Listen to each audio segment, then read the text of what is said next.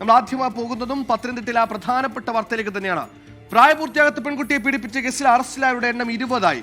പ്രതികൾക്കെതിരെ കൂട്ടബലാത്സംഗം ഉൾപ്പെടെയുള്ള വകുപ്പുകൾ ചുമത്തി. ഇന്നലെ അറസ്റ്റിലായ ഇലവുംതിട്ട സ്വദേശി സുബിനാണ് പെൺകുട്ടി ആദ്യം പീഡിപ്പിച്ചതെന്ന് പോലീസ് പറയുന്നു. പിടിയിലായവരിൽ നാളെ കല്യാണം നിശ്ചയിച്ചിരുന്ന യുവാവും പെടുന്നു. ദളിത് വിഭാഗത്തിൽപ്പെട്ട പെൺകുട്ടിയുടെ മൊഴി പ്രകാരം 64 പേരാണ് കേസിൽ പ്രതികൾ. 60-ലേറെ പേർ ലൈംഗിക പീഡനത്തിനിരയാക്കിയെന്ന് പെൺകുട്ടിയുടെ വെളിപ്പെടുത്തൽ. CWCക്ക് ലഭിച്ച മൊഴി നേരിട്ട് പത്തനംതിട്ട SP-ക്ക് കൈമാറിയിട്ടുണ്ട്. സംഭവത്തിൽ 5 പേരെ അറസ്റ്റ് ചെയ്തു. 2 വർഷമായുള്ള പീഡന വിവരമാണ് CWC വഴി പോലീസിന് ലഭിച്ചിരിക്കുന്നത്.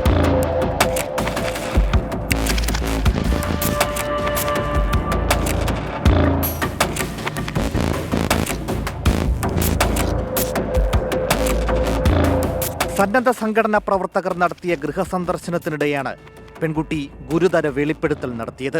പ്രശ്നത്തിന്റെ ഗൗരവം തിരിച്ചറിഞ്ഞ കുടുംബശ്രീയുടെ സ്നേഹിത പദ്ധതിയിലെ അംഗങ്ങൾ നേരെ ചൈൽഡ് വെൽഫെയർ കമ്മിറ്റിയെ വിവരമറിയിച്ചു.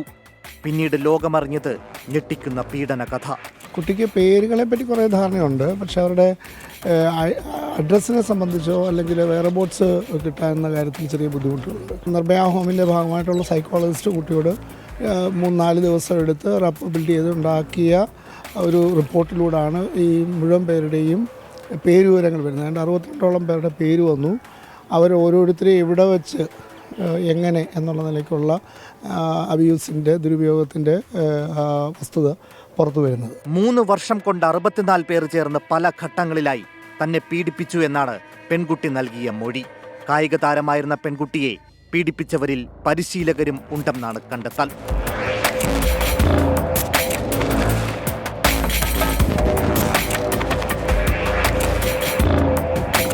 സ്ഥിരം മദ്യപാനിയായ അച്ഛന്റെ മൊബൈൽ ഫോണാണ് പെൺകുട്ടി പലപ്പോഴും ഉപയോഗിച്ചിരുന്നത്. ഈ ഫോൺ തന്നെയാണ് കേസിലെ നിർണായക തെളിവായത്. മൊബൈൽ ഫോണിലുണ്ടായിരുന്ന 40-ലേറെ നമ്പറുകൾ പെൺകുട്ടി തന്നെയാണ് തിരിച്ചറിഞ്ഞത്. അച്ഛൻ്റെ ഫോണിലേക്കുണ്ടായ മറ്റു ചില ഇടപെടലുകളാണ് കുട്ടിക്ക് ഇങ്ങനെ സാഹചര്യം ഉണ്ടാക്കി കൊടുത്തത്. അപ്പം ആ ഫോൺ ഉപയോഗിച്ചാണ് മറ്റ് ദുരുപയോഗം ചെയ്ത അല്ലെ ആരോപണ വിധേയരായവർ കുട്ടിയായിട്ട് ഇൻട്രാക്ട് ചെയ്തിരുന്നത്. ആ ഫോണിൽ കുട്ടി കണ്ടെത്തി കൊടുത്തതാണ് ഏതാണ്ട് 40ഓളം പേരുടെ ഫോൺ നമ്പറുകൾ. സ്കൂൾ ടൈമിലാണ് പറഞ്ഞിരിക്കുന്നത്.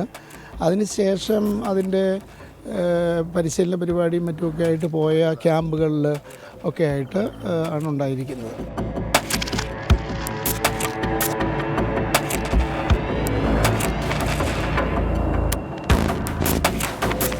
പത്തനംതിട്ട നഗരത്തിലെ ചുട്ടിപ്പാറ മല തുടങ്ങി പലയിടങ്ങളിലും പീഡനം നടന്നു. വാഹനങ്ങളിൽ വെച്ചും പീഡനം നടന്നുവെന്ന് പെൺകുട്ടി മൊഴി നൽകിയിട്ടുണ്ട്.